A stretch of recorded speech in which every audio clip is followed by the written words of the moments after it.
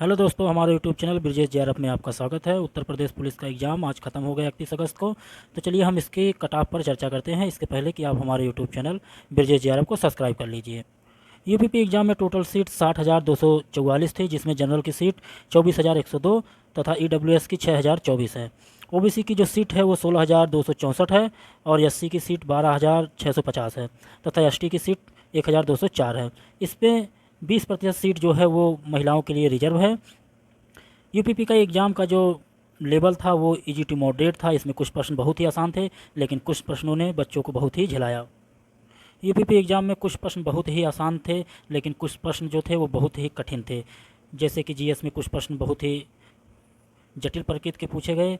Math के ही कुछ प्रश्न डीआई या जो पैरा से थे वो बहुत ही कठिन थे तथा रीजनिंग के कुछ प्रश्न जो थे वो बहुत ही कठिन टाइप के थे। इस प्रकार ओवरऑल जो पेपर था वो इजी टू मॉडरेट था। अतः चलिए हम इसकी कट ऑफ की चर्चा करते हैं। ये जो पूरी प्रश्नों पर बेस है कि किस विद्यार्थी के कितने प्रश्न सही हो रहे हैं। आपको पता है कि ये एग्ज़ाम 150 प्रश्नों का था और जिसमें टोटल पूर्णांक जो था वो 300 था, मतलब एक प्रश्न 2 नंबर का था। जनरल की जो कट ऑफ है वो 98 क्वेश्चन जा सकती है पुरुष की, तथा महिला की जो है वो 94 क्वेश्चन जा सकती है।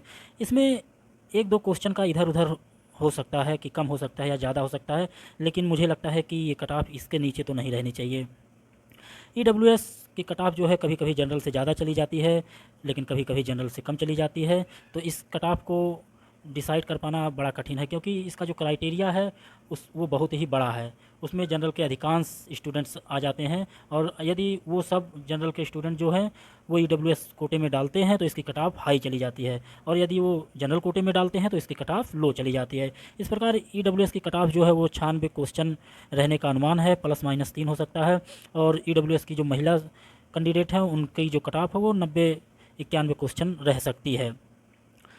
ओबीसी की जो कट ऑफ है वो लगभग 94 ±2 का अनुमान है कि इससे कम तो नहीं रहनी चाहिए, तथा जो महिला कैंडिडेट है उनकी 88 ±1 कट ऑफ रह सकती है। एससी की जो कट ऑफ है वो 87 क्वेश्चन या ±1-2 क्वेश्चन इधर उधर हो सकता है, तथा जो महिला कैंडिडेट हैं एससी की उनकी जो कट ऑफ है वो 83 ±1-2 रह सकती है। एसटी की जो कट ऑफ है का मिल पाना ही बहुत ही कठिन है, अतः ये 62 क्वेश्चन या ±2 के इर्द गिर्द रह सकती है, तथा जो महिला कैंडिडेट है इनकी वो 57 क्वेश्चन या इससे और भी कम ही जा सकती है कट ऑफ। यह एक अनुमानित कट ऑफ है।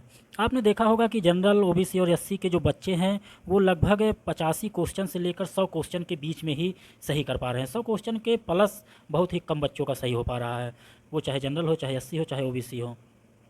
85 और 100 के बीच में प्रश्नों को सही करने वाले विद्यार्थियों की संख्या बहुत ज़्यादा है।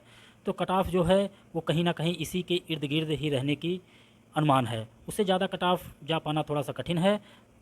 अब की बार का जो पेपर का पैटर्न था, जो प्रीवियस पेपर हुआ था उसकी तुलना में थोड़ा सा डायनेमिक था। प्रीवियस ईयर पेपर में जो क्वेश्चन आए थे, आपकी थोड़ा सा रीजनिंग के क्वेश्चन जो है उससे अलग थे। इस प्रकार ये कहा जा सकता है कि कट ऑफ बहुत ज़्यादा रहने की अनुमान नहीं है। यही जो कट ऑफ बताई जा रही है इसी के इर्द गिर्द अनुमान है कि कट ऑफ रह सकती है। अतः आप सभी से अनुरोध है कि आप हमारे यूट्यूब चैनल ब्रिजेश जेआरएफ को सब्सक्राइब कर लीजिए। धन्यवाद।